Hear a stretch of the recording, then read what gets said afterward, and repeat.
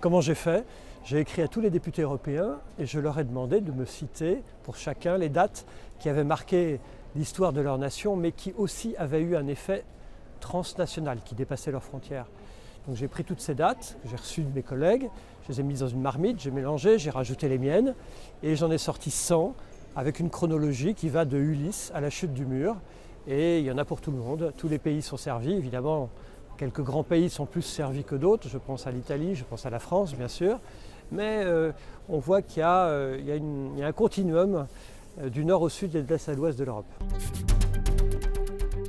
Ce qui m'horripile au plus haut point, ce sont ceux qui vous expliquent que l'Europe a commencé au traité de Rome. C'est de la foutaise la plus totale. L'Europe, c'est une très vieille civilisation.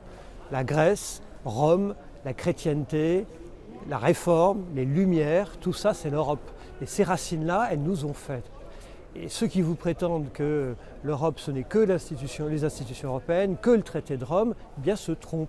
Parce qu'on ne donnera pas de fierté aux Européens d'être Européens si on ne leur parle pas de ces racines romaines, grecques, chrétiennes et encyclopédiques.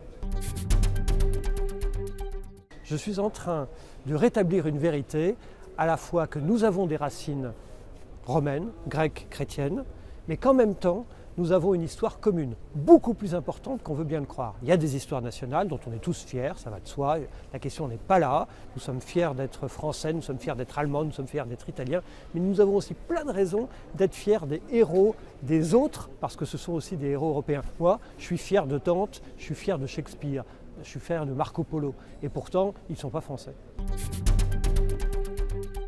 Un homme politique, comme tous les citoyens, a le droit de se mêler de tout.